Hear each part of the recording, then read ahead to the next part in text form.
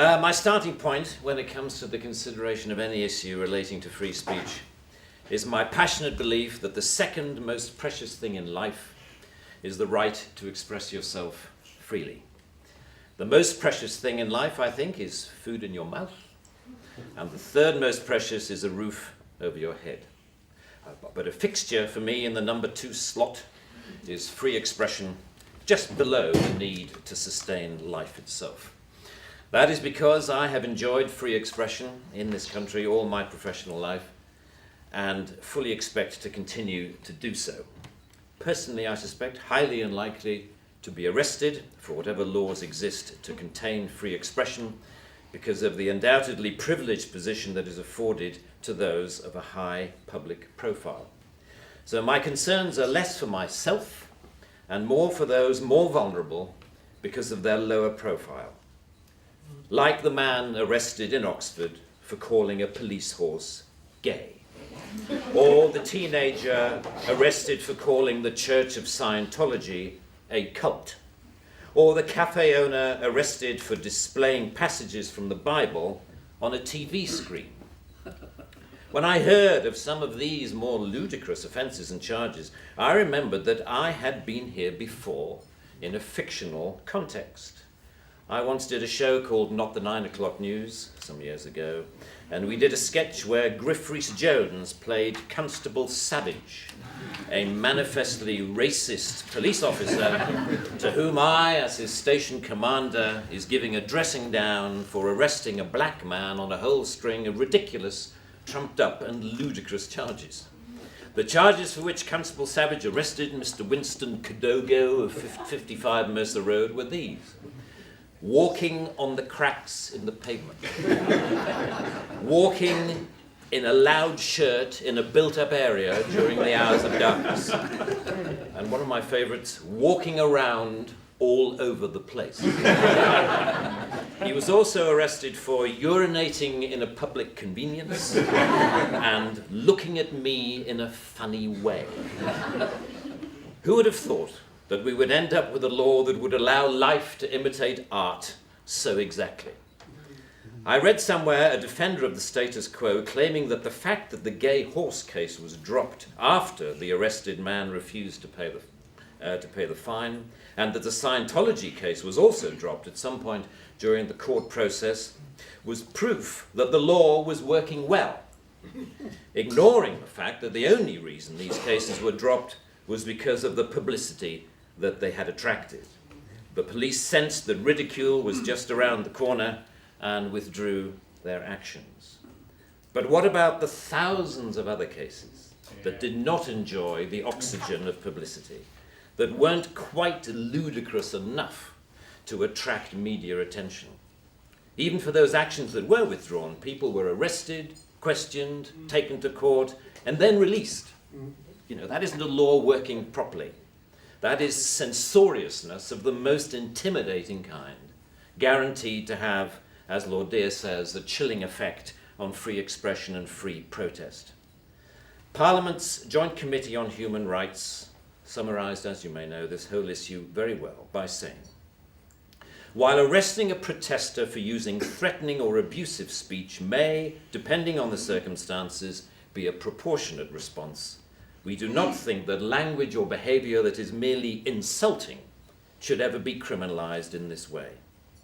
The clear problem with the outlawing of insult is that too many things can be interpreted as such.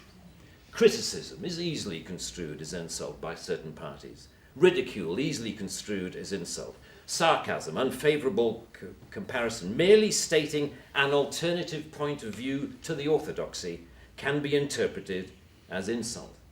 And because so many things can be interpreted as insult, it is hardly surprising that so many things have been, as the examples I talked about earlier show. Although the law under discussion has been on the statute book for over 25 years, it is indicative of a culture that has taken hold of the programs of successive governments, that with the reasonable and well-intentioned ambition to contain obnoxious elements in society, has created a society of an extraordinarily authoritarian and controlling nature. It is what you might call the new intolerance, a new but intense desire to gag uncomfortable voices of dissent. I am not intolerant, say many people, say many softly spoken, highly educated, liberal-minded people. I'm only intolerant of intolerance. And people tend to nod sagely and say, oh yes, wise words, wise words. And yet if you think about this supposedly inarguable statement for longer than 5 seconds, you realize that all it is advocating is the replacement of one kind of intolerance with another, which to me doesn't represent any kind of progress at all. Underlying prejudices, injustices, or resentments are not addressed by arresting people. They are addressed by the issues being aired, argued, and dealt with, preferably outside the legal process. For me, the best way to increase society's resistance to insulting or offensive speech is to allow a lot more of it. As with childhood diseases, you can better resist those germs to which you have been exposed. We need to build our immunity to taking offense so that we can deal with the issues that perfectly justified criticism can raise.